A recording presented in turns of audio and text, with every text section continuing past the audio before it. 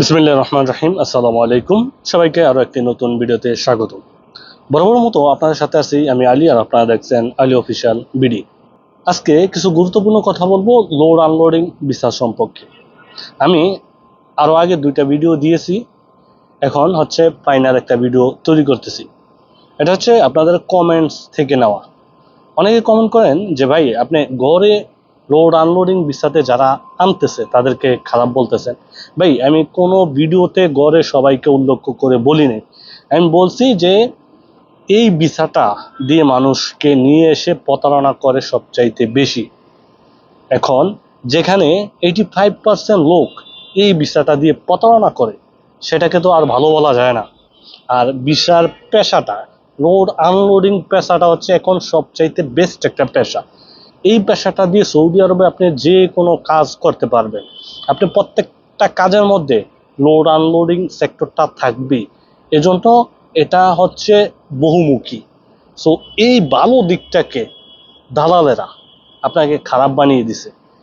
যেরকম ভাবে তারা ভিসা দিতেছে, লোক আনতেছে, আইনা কাজ দিতেছে না। তো অনেকে লোড আনলোডিং কথাটা শুনলে হচ্ছে ভয় পান। ভয় পাওয়ার কিছু না। আজকের এই অবনতির জন্য হচ্ছে দালালের কারণটা। কারণ দালালেরা এই ভিসাটাকে এমনভাবে দেয়, দিয়ে 3 মাসের ইকামা বানিয়ে আপনাকে এখানে নিয়ে আসে। আইনা তারা একটা যে কোনো কোম্পানি দেখা কোম্পানিতে ঢুকাই দেয়। এ হচ্ছে দালালদের প্রতারণা।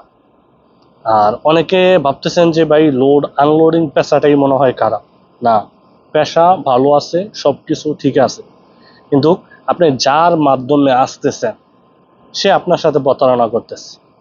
এখন এখানে আইসা আপনি কাজ করতেছেন বা যার মাধ্যমে আইসা কাজ করতেছেন, ওই লোকের তো আর সমস্যা না, বা ওই লোকের সাথেও আপনার কোনো কিছু না, কিন্তু আপনাকে যে আনতেছে একটা বইলা আরেকটা করতেছে, সমস্যাটা হচ্ছে তার কাছে।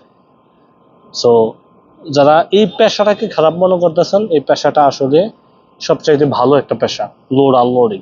কিন্তু এটা যেমন ভালো, আসতে হবে একজন ভালো মানুষ ধরে। এজন্য বলছি যে ভালো মানুষ কারা দেখেন, প্রবাসে এখানে হচ্ছে আত্মীয় স্বজনও মনে করেন যে পাড়া প্রতিবেশীর মতো। কারণ সবাই এখানে আপনার 12 ঘন্টা ডিউটি করে, রুমে এসে রান্না করে, নিজের কাপড় চোপড় ধোয়, বাড়িতে কথা বলে, সবাই সবাইকে নিয়ে ব্যস্ত।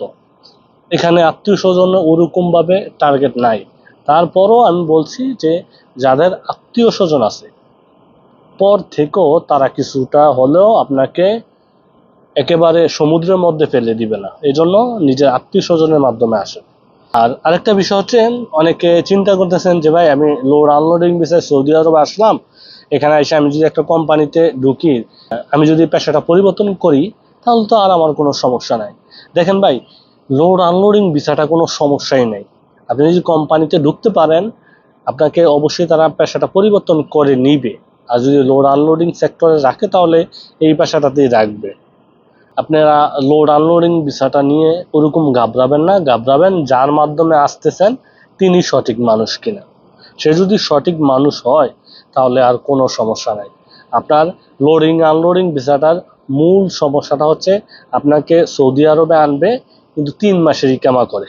আপনি যদি তার সাথে কথা বলেন যে আমার ইকামার মেয়াদ কয়দিন থাকবে, সে যদি বলে 3 মাস, তাহলে রেট কম হবে। সে যদি বলে 1 বছর, তাহলে কিছুটা রেট বেশি হবে।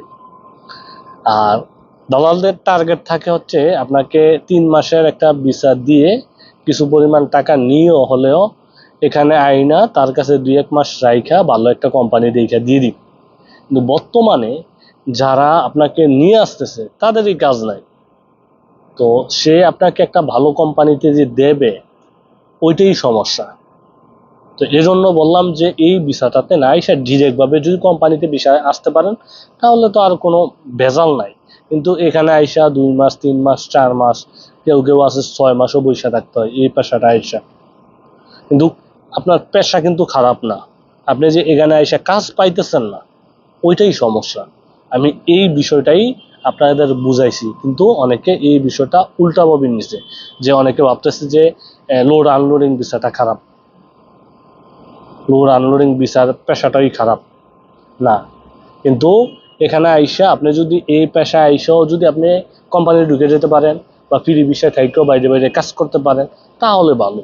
কিন্তু পরিস্থিতি তো এমন নাই এখন। এখন পরিস্থিতিটা হচ্ছে অন্যরকম। এখানে যারা কাজ জানে, যারা ভালো মেকানিক, তারাও কাজ পাইতেছে না। তো এই জন্য বললাম যে আপনারা ডিরেক্ট কোম্পানিতে আসেন, বা যদি লোড আনলোডিং বিষয় আইসা কাজ পান বা কাজের কোনো চিন্তা করতে হবে না, তাহলে এই বিষয়ে আসেন, সমস্যা নেই, সবচাইতে বেটার বিষয়। তো ধন্যবাদ সবাইকে, আসসালামু আলাইকুম।